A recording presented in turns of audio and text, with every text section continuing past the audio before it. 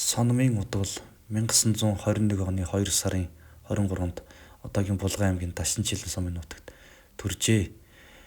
Удвалыг 7 нас орчим настай байхад тэднийх булганаас нүүжлэн Улаанбаатараар дамжиж 2 жил орчим болоод Өмнөговь аймагт шилжин очжээ.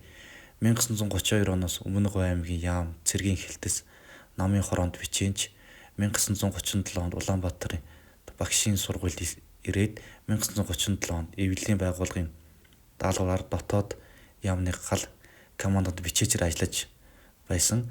Гал командад 1938 оны 5 дугаар сараас эмэгтэйчүүдийн зохион байгуулагчдын ажил эрхэлж байгаад 1941 онд намын шинэ хүчний сургуульд оюутан болов.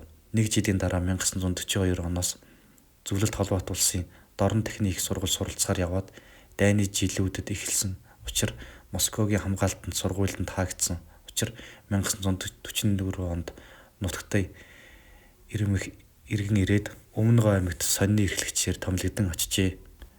1946 онд намын шинэ хүчний сургуулийг 1957-аас 60 онд Зөвлөлтийн коммунист намын дээд сургуулийг тус төгсжээ. Эдгээр сургууль суралцах хооронд намын төв хэвлэлүүдийн эрхлэгчийн хүндтэй албыг хасч байжээ. 1949-с 54 онуудад намын төв хорооны эмэгтэйчүүдийн хилцэн эрхлэгчээр буюу одоогийн Монголын эмэгтэйчүүдийн холбооны эрхлэгч үйлдвэрчний эвлэлийн төв зөвлөлийн дарга Монголын зохиолчтой орооны даргаар 1961-с 73 онд ажиллажээ. 1962 оноос Монголын эмэгтэйчүүдийн хорооны буюу өдгөөгийн Монголын эмэгтэйчүүдийн холбооны даргаар хавсран ажилласан байна. Тэрээр эдгээр залуу наснаас авьяас бэлэх хүч чадал оюун ухаанаа Монголдо ялангуяа эмэгтэйчүүд өсвөр үеийнхэндээ зориулж тэдний сайн сайхны төлөө зүтгэж бүтээж төрөөж явсан нэгэн буянтай юм аа.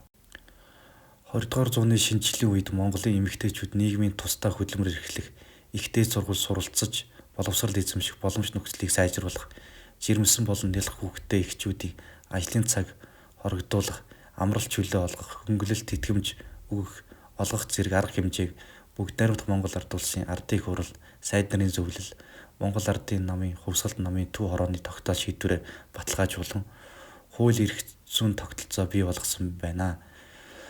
Монгол орны нүүр царай болсон хот, суурин газрын соёлжилт, цэвэр цэмцгэр байдлыг хангах, нийт хүн амын хувийн ариун цэврийг сайжруулах талаар орон даяар зохиогдож байсан шат дараалсан арга хэмжээг хэрэгжүүлэх, ахуйн соёлыг дээшлүүлэх талаар явуулсан бараг хагас 100 жилийн үйл ажиллагаанд эс удвал Монголын эмэгтэйчүүдийн бүх шатны байгууллага идэвхтэн сонгуультан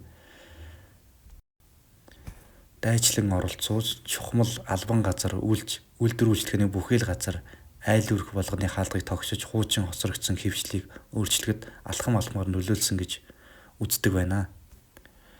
Эс удвал нь тэр үеийн нам төр олон нийтийн томоохон байгууллагаас сонгуул хүлээж хамгийн өндөр албан тушаалд хүрсэн эмэгтэй байсны зэрэгцээ утга зохиолын бүх хэлбэрээр чадамгаа бичдэг зохиолч хүн байсан.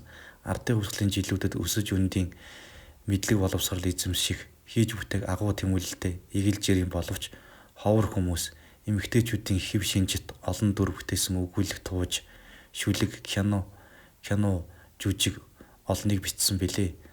Монголынхаа тусгаар тогтнол эрх чөлөөний төлөө ам бие хайргүй тэмцсэн бодит Хатанбаатар Магсаржав буюу Баатар бангийн дүрийг харуулсан арман их хөв заяа зэрэгээрээ 1978 онд бүгд найрамдах Монгол ард улсын төрийн шагналд хүртэж байжээ.